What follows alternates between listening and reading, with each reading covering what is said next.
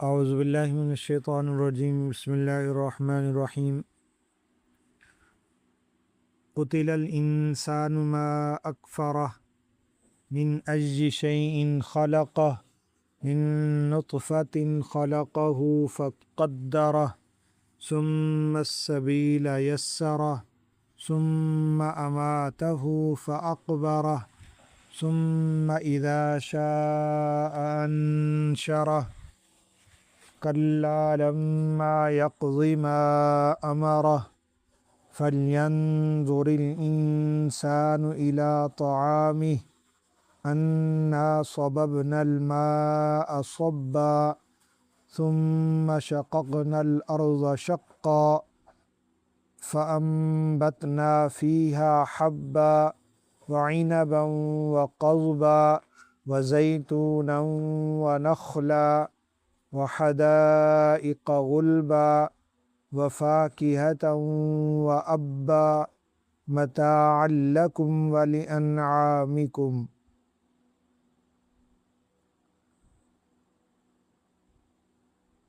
لفظی ترجمہ دیکھیں۔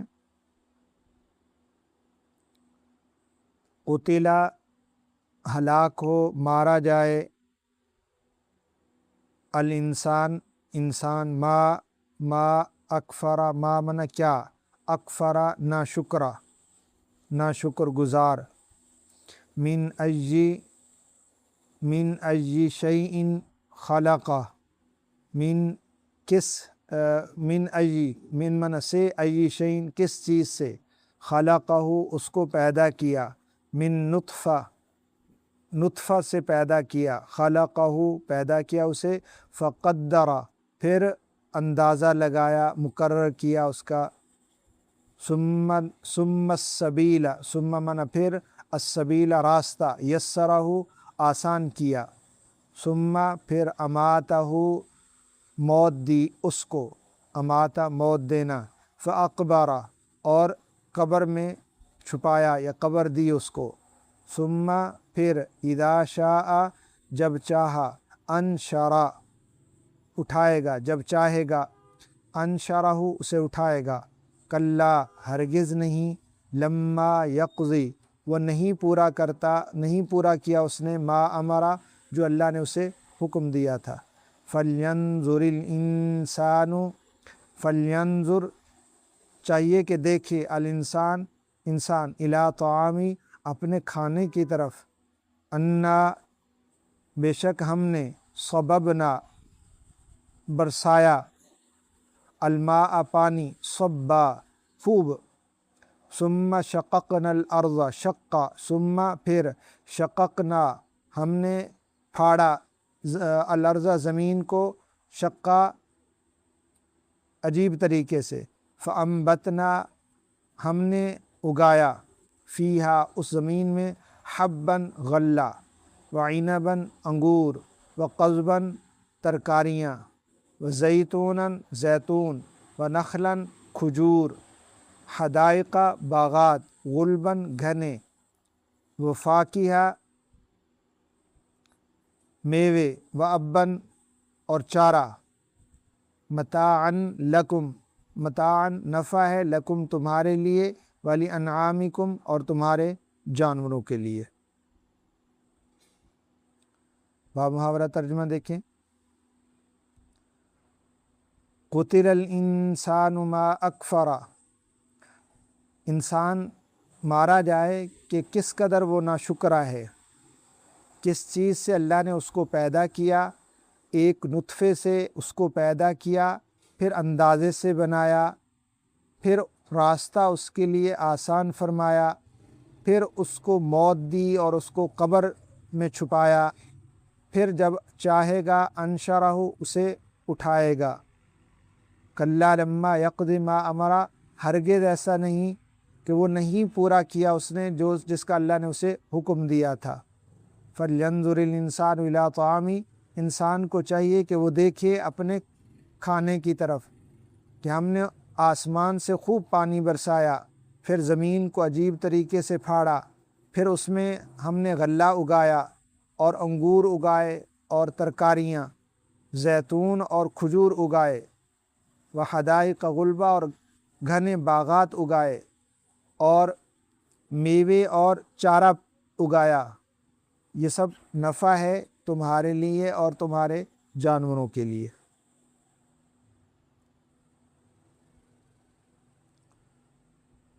آج کے سبق میں اللہ تعالیٰ نے انسان کو غور و فکر کرنے کا حکم دیا ہے، اور انسان کی تخلیق کے بارے میں اللہ تعالیٰ نے انسان کو دعوت فکر دی ہے کہ انسان اپنے تخلیق کو دیکھے، کیسے پیدا کیا، اور پھر اللہ تعالیٰ نے اسے کیا کیا نعمتیں عطا فرمائی ہیں۔ تو ان نعمتوں کا تقاضا ہے، اور یعنی اللہ تعالیٰ کے تخلیقی مراحل سے، جن تخلیقی مراحل سے گزارا ہے، ان کے اندر غور و فکر کرنے کے بعد اس بات کا، یعنی انسان کے عقل اس بات کا حکم دے گی کہ وہ اللہ کی نافرمانی سے باز آئے اور اللہ کی فرمانبرداری کرے۔ تو سب سے پہلے اللہ تعالیٰ نے فرمایا،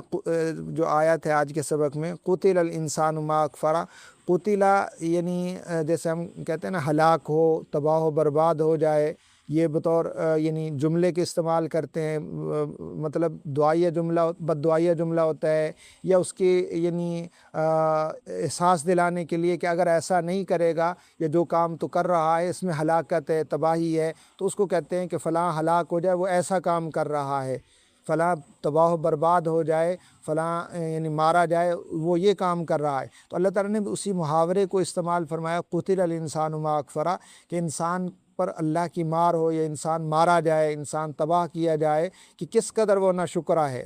یعنی اللہ تعالیٰ کی نعمتوں کا اسے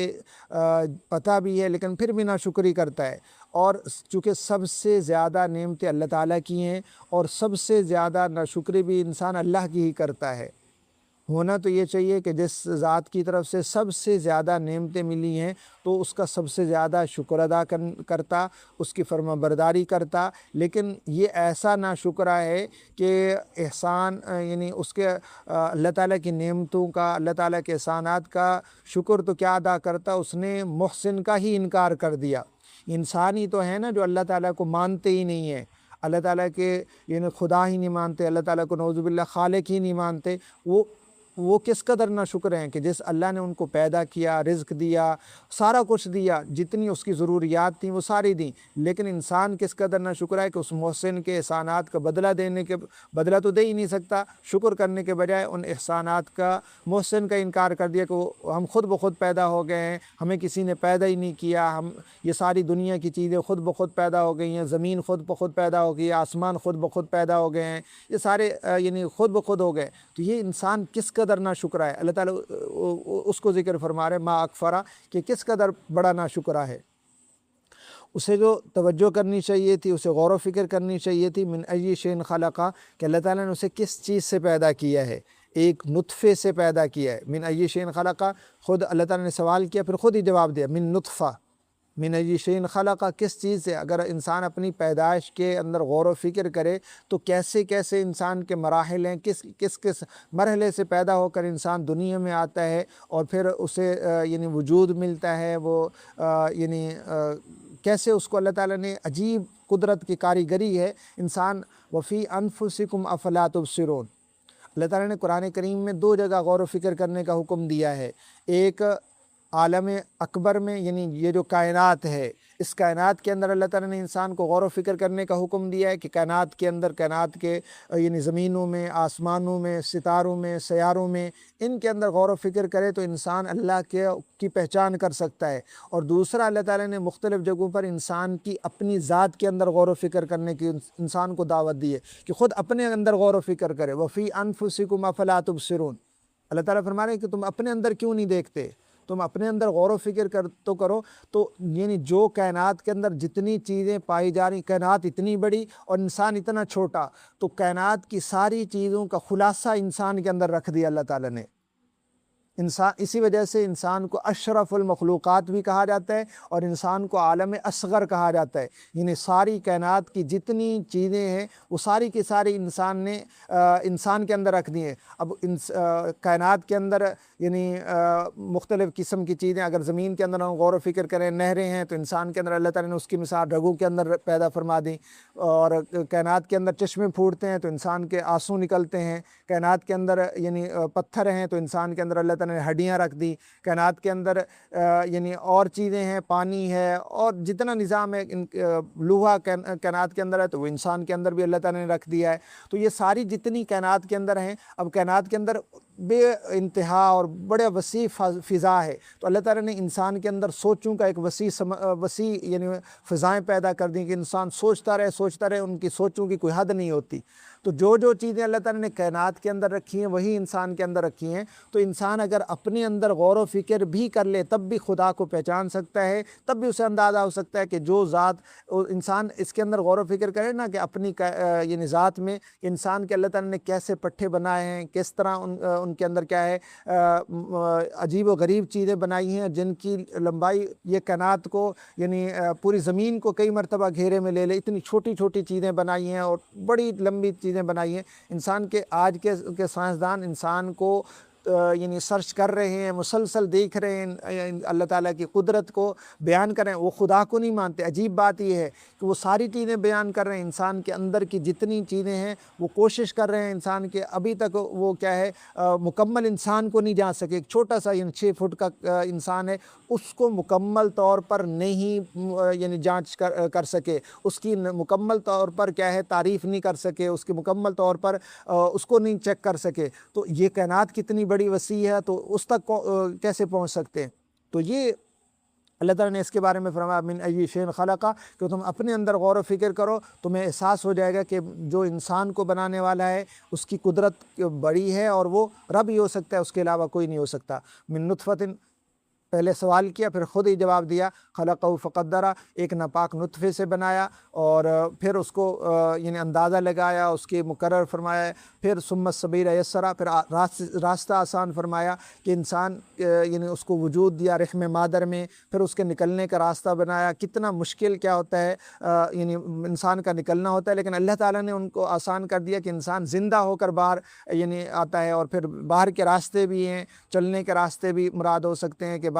چلنے کے لیے اللہ تعالیٰ نے مختلف راستے بنائے کہ یہ یعنی ایک ہی راستے پر آتا جاتا ہے، اور بہت سارے چیزیں بنائیں، تو یہ سب اللہ تعالیٰ نے آسان کر دیا ہے۔ اگر کہیں یعنی گھنا جنگلات ہوتے، درخت ہوتے، پہاڑ ہوتے، راستے نہ ہوتے، تو انسان جب گھر سے نکلتا اپنی ضرورت کے لیے تو واپس نہ آ سکتا، بھٹک جاتا۔ لیکن اللہ تعالیٰ نے دنیا میں راستے متعین فرما دیے کہ تم اس راستے پر آؤ، اس پر واپس جاؤ۔ ثم ماتوا، پھر اللہ تعالیٰ نے نعمتیں شمار کرائی ہیں کہ یہ ساری انسان کے پاس اللہ تعالیٰ کی نعمتیں ہیں کہ انسان کو اللہ تعالیٰ نے قبر عطا فرمائی ہے، یہ بہت بڑی اللہ کی نعمت ہے۔ اگر انسان کو اللہ تعالیٰ قبر نہ عطا فرماتے تو انسان باہر پڑا رہتا ہے، اس کو چیل، کتے، کوے اس طرح کی چیزیں کھا جاتی، جیسے کہ بعض علاقوں میں ایسا ہوتا ہے۔ یہ بعض لوگ کیا ہیں ہندو ہیں یا اس طرح کے لوگ ہیں، وہ اپنے مردوں کو جلا دیتے ہیں، اس دنیا کے اندر اسے یعنی آگ سے جلا دیتے ہیں۔ تو یہ اللہ تعالیٰ نے کتنا بڑا کرم فرمایا انسان پر کہ انسان کو یعنی فوت ہونے کے بعد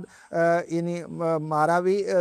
زندگی بھی دی، زندگی کے بعد موت دی۔ موت بھی ایک قسم کی کیا نعمت ہے انسان کے لیے، مومن کے لیے خاص طور پر، کہ جب انسان جو ہے اللہ مرے گا نہیں تو اللہ تعالیٰ کے پاس کیسے جا سکے گا، مرے گا نہیں تو جنت میں کیسے جا سکے گا۔ تو پھر اس کو موت دی، پھر اس کو قبر کی زندگی عطا فرمائی، قبر عطا فرمائی۔ یہ ایک انسان کے لیے گویا کہ انسان کے لیے بہت بڑا اکرام ہے، احترام ہے کہ اس کو دفنا دیا جائے، اس کو قبر میں اگر ایسے چھوڑ دیا جاتا تو اس کے ساتھ کتنی تذلیل والا معاملہ ہوتا۔ تو یہ اللہ تعالیٰ کا بہت بڑا یعنی احسان ہے، اللہ تعالیٰ کی نعمت ہے کہ اللہ تعالیٰ نے انسان کو قبر کے، اور یہ سب سے پہلے حضرت آدم علیہ السلام سے ہی شروع ہوا۔ یہ آپ قصہ پڑھیں گی، اس میں سورۃ مائدہ میں آتا ہے کہ جب قابیل نے حابیل کو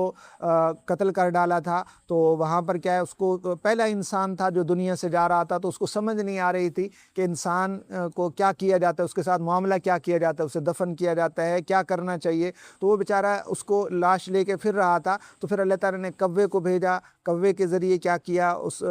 وہاں پر کوے نے ایک مردہ کوا اٹھایا ہوا تھا اور اس کو مردے کوے کو رکھ کے پھر زمین کھودی، زمین کھودنے کے بعد پھر کوے کو اس میں رکھا، اور پھر زمین جو یعنی مٹی تھی وہ اس کوے کو اوپر ڈالنی شروع کر دی، تو پھر ان کو احساس ہوا کہ میں کتنا یعنی کمزور عقل والا ہوں کہ مجھے تو اپنے بھائی کو دفن کرنے کا طریقہ بھی نہیں آتا۔ تو اس وجہ سے یعنی مجازاً کہا جاتا ہے کہ کوا بھی انسان کے لیے استاد ہے کہ اس نے سب سے پہلے انسان کو دفن کرنے کا طریقہ سکھلایا تھا۔ تو یہ اللہ تعالیٰ نے فَأَقْبَرَ ثُمَّ أَمَاتَهُ فَأَقْبَرَ کہ انسان کو موت دی اور پھر اس کو قبر کی زندگی عطا کی۔ ثُمَّ إِذَا شَاءَ أَنشَرَ پھر اللہ تعالیٰ اس کو زندہ فرمائیں گے جب چاہیں گے، جب قیامت آئے گی تو اللہ تعالیٰ انسان کو زندہ اٹھائیں گے۔ اور پھر اللہ تعالیٰ نے ان تمام نعمتوں کو ذکر کرنے کے بعد فرمایا کَلَّا لَمَّا يَقْضِ مَا أَمَرَ۔ یہ ساری نعمتیں اپنی جگہ، لیکن انسان ناشکرہ بھی ہے اور اللہ کا نافرمان بھی ہے۔ یعنی ان نعمتوں کے ہونے کے باوجود ان تمام چیزوں کا اسے پتہ بھی ہے، لیکن پھر بھی کیا کرتا ہے؟ اللہ کے حکم کی فرما برداری نہیں کرتا، نافرمانی کرتا ہے۔ اللہ نے جو اس کو حکم دیا تھا اپنی عبادت کا، اپنے یعنی توحید کا کہ اللہ کو مانو، اللہ تعالیٰ کے فرامین کو مانو، اللہ تعالیٰ کی عبادت کرو، اس کے ساتھ کسی کو شریک نہ ٹھہراؤ، اللہ کا شکر ادا کرو ان نعمتوں پر۔ اور پھر اسی طرح اللہ تعالیٰ نے انبیاء علیہ السلام کے ذریعے حکم دیا کہ تم انبیاء علیہ السلام کو مانو، کتابوں کو مانو، ان کے مطابق زندگی گزارو، انبیاء علیہ السلام کی تعلیمات اور احکامات کے مطابق زندگی گزارو۔ لیکن انسان نے کیا کیا؟ لما یقض ما امر، جو اللہ نے احکامات دیے تھے ان کو پس پش ڈال دیا اور ان کی طرف توجہ نہیں کی۔ پھر اللہ تعالیٰ نے درمیان میں یعنی شروع میں بھی ذکر فرمایا کہ انسان نہ شکرہ ہے، پھر اللہ تعالیٰ نے نعمتیں شمار کرائیں کہ انسان کی تخلیق کیسے ہوئی، پھر اللہ تعالیٰ نے درمیان میں وہ نصیحت فرما دی کہ انسان کیا ہے؟ نافرمان ہے۔ پھر اللہ تعالیٰ نے یعنی انسان کو جو یعنی تخلیق کے بعد انسان کی بقا بھی کے لیے کچھ چیزیں ضروری ہیں جو انسان کو اس کے بغیر زندہ نہیں رہ سکتا، تو اللہ تعالیٰ نے پہلے انسان کی تخلیق کا ذکر کیا، پھر اس کے بعد ان چیزوں کا ذکر کیا جو انسان کی ضروریات میں سے ہیں۔ اللہ تعالیٰ نے فرمایا فَلْيَنظُرِ الْإِنسَانُ إِلَىٰ طَعَامِهِ، انسان کو اپنے کھانے کی طرف دیکھنا چاہیے کہ وہ چیز جو کھاتا ہے تو اس کے اندر غور و فکر کرنا چاہیے کہ اللہ تعالیٰ نے ان چیزوں کو کیسے کیسے اگایا۔ سب سے پہلے فرمایا کہ اللہ تعالیٰ نے ہم آسمان سے پانی برسایا، اگر بارش نہ آتی تو کیا ہوتا؟ زمین کچھ بھی نہ اگا سکتی تھی۔ یہ جتنی یعنی فصلیں ہوتی ہیں، جتنی چیزیں ہوتی ہیں، یہ نہروں کے ذریعے پانی آتا ہے، یہ بارش کا ہی پانی ہوتا ہے۔ اللہ تعالیٰ نے یہ ایک نظام بنایا ہے، یہ ہر سال بارش ہوتی ہے، جہاں بارش نہیں ہوتی تو وہاں قحط سالی ہو جاتی ہے، وہاں کوئی نظام نہیں چل سکتا۔ تو انا صببنا الماء صبا، اللہ تعالیٰ نے سب سے پہلے بارش برسائی، اور بارش کے بعد پھر کیا ہے؟ یہ آسمان کا نظام ہے، اور پھر نیچے زمین کو اللہ تعالیٰ نے یعنی وہ کیا، اس کے اندر صلاحیت دی کہ وہ اس بارش کے پانی کو جذب کرتی ہے، اور پھر بیج ڈالا جاتا ہے۔ تو بیج جو ہے کتنا کمزور بیج ہوتا ہے، کتنا کمزور اس کی کوپلیں ہوتی ہیں، اور کتنی سخت زمین ہوتی ہے، لیکن وہ کمزور سے کمزور، یعنی اس کو ہاتھ میں مسلا جائے نا، کوپل کوئی بھی درخت ہے، کوئی پودے ہیں، کوئی بھی چیز ہے، تو اتنے باریک ہوتے ہیں اور اتنے نرم سے ہوتے ہیں کہ اگر ان کو ہاتھ سے مسلا جائے تو وہ فوراً مسل جاتے ہیں، بالکل ختم ہو جاتے ہیں۔ لیکن اس کے باوجود اللہ تعالیٰ نے اپنی قدرت کے ذریعے اس زمین کو وہ یعنی نرم چیزیں کیا ہے زمین کو پھاڑ کے باہر نکل آتی ہیں، پہاڑوں کے اندر یعنی پتھروں کو ہٹا کر کیا کرتی ہیں وہ چیزیں اگاتی ہیں۔ ثم شققنا الارض شقا، اللہ تعالیٰ فرما رہے ہیں کہ وہ ان کے اندر صلاحیت نہیں ہے کہ وہ زمین کو پھاڑ سکے، وہ تو خود کمزور ہوتے ہیں، لیکن اللہ تعالیٰ نے ان کے لیے زمین کو پھاڑا۔ فَأَنبَتْنَا فِيهَا حَبًّا، پھر اللہ تعالیٰ نے فرمایا کہ تمہارے لیے اس میں کیا کیا؟ حبہ، غلہ اگایا، یعنی گندم اگائی، اور یہ جتنی چیزیں غلے کی چیزیں ہیں وہ ساری کی ساری چیزیں اگائیں۔ وَعِنَبًا، اور انگور اگائے، قضباً، ترکاریاں، سبزیاں، یہ ساری چیزیں اگائیں۔ زیتون اگایا، نخلا، کھجور اگائے، حدائق غلبہ، بڑے گھنے باغات، حدیقہ کہتے ہیں اس باغ کو جس کے ارد گرد چار دیواری ہو، وہ حدیقہ کہلاتا ہے، اور حدائق اس کی جمع ہے۔ تو غلبہ یعنی گھنے باغات اللہ تعالیٰ نے اسی کے ذریعے اگائے۔ وفاکہۃً وابا، اور اللہ تعالیٰ نے کیا اگایا؟ میوے اگائے، خوش قسم کے میوے، وابا، اور چارہ پیدا فرمایا۔ اللہ تعالیٰ فرما رہے ہیں متاعا لکم ولانعامکم، یہ ساری کی ساری چیزیں تمہارے لیے نفع کی ہیں، تمہارے نفع کی ہیں، تمہارے جانور کے نفع کی ہیں، اور جانور بھی تو تمہارے نفع کے لیے ہیں۔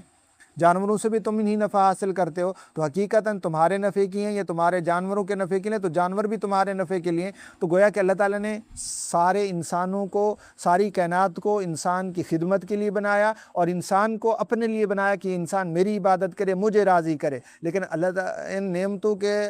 باوجود، ان چیزوں کو جاننے کے باوجود، کچھ لوگ جانتے نہیں ہیں، کچھ اقرار نہیں کرتے، کچھ جانتے بھی ہیں پھر بھی اللہ کی نافرمانی کرتے ہیں۔ تو اس کا اندازہ کریں کہ اللہ تعالیٰ کا شکوہ کس قدر بجا ہے، قتل الانسان ما اکفرا، کہ انسان کس قدر ناشکرا ہے، اور کلا لما یقضی ما امرا، کہ انسان کیسا عجیب آدمی ہے کہ ان تمام چیزوں کے باوجود وہ اللہ کی نافرمانی کرتا ہے۔ ہمیں چاہیے کہ ہم اللہ کی ناشکری نہ کریں، اللہ کا شکر ادا کریں، ان نعمتوں کو یاد رکھنے کی کوشش کیا کریں، اپنے ذہن میں رکھا کریں۔ جب بھی ہم پانی پئیں تو ایک لمحے کے لیے سوچیں تو صحیح کہ یہ اللہ تعالیٰ نے پانی کیسے ہمارے لیے کہاں کہاں سے یعنی اس کا انتظام فرمایا، اور آج ہمیں آسانی سے مل رہا ہے، ٹھنڈا پانی مل رہا ہے، ہم اس کو یعنی پی کر الحمدللہ کہنے میں کتنا ہمارا یعنی وقت خرچ ہو جاتا ہے، کتنی محنت، ذرا سی زبان ہلتی ہے، لیکن اس کے بدلے میں اللہ تعالیٰ یعنی کتنا یعنی راضی ہو جاتا ہے کہ میرا بندہ میری نعمت کو استعمال کر رہا ہے، مجھے مان بھی رہا ہے، میری نعمت کو کا اقرار کر رہا ہے اور میرا شکر ادا کر رہا ہے۔ تو یہ شکر کی کیفیت ہوتی ہے۔ تو انسان کو شکر سیکھنا چاہیے۔ ہر بار کچھ شروع میں عادات ڈالنی پڑتی ہیں، یعنی تکلف کے ساتھ محنت کر کے اپنے آپ کو عادت ڈالیں کہ جو بھی نعمت ہو اس کو استعمال کرنے سے پہلے سوچیں، یہ استعمال کرنے کے بعد کہ اللہ تعالیٰ نے مجھے کھانا کھلایا الحمدللہ، مجھے اللہ تعالیٰ نے بستر دیا الحمدللہ، پانی پلایا الحمدللہ۔ بعض بزرگوں کے بارے میں ہم نے پڑھا کہ وہ فرماتے تھے کہ وہ رات کو بیٹھ کر جب سونے لگتے تو ساری دن کی نعمتوں کو شمار کرتے، ذہن میں تصور کرتے، پھر ہر نعمت پڑھتے اللہم لک الحمد ولک شکر، اللہم لک الحمد ولک شکر، یا اللہ فلاں نعمت تو نے دی ہے، تیرا شکر ہے، تیری تعریف ہے، تیرا شکر ہے، فلاں نعمت تو نے دی ہے، پانی پلایا، بستر دیا، گھر دیا، اور یعنی توفیق دی، نماز پڑھنے کی توفیق دی، ذکر کرنے کی توفیق دی، تلاوت کرنے کی توفیق دی، قرآن کو سمجھنے کی توفیق دی۔ تو اس طرح اگر ہم شروع میں عادت ڈالیں گے نا، زبردستی عادت ڈالیں گے تو چند دن تو مشقت ہوگی، لیکن پھر جب عادت بن جائے گی تو ہم سے خود بخود شکر ہوتا رہے گا، اور اللہ تعالیٰ کے بارگاہ میں اس کا ثواب لکھا جاتا رہے گا، اور یہ بہت بڑا ثواب ہے، بہت بڑا شکر کرنے کا اللہ تعالیٰ کے یہاں بڑا رتبہ ہے۔ تو امید ہے کہ یہ باتیں سمجھ آ گئی ہوں گی۔ کوئی سوال ہے تو آپ پوچھ سکتی ہیں۔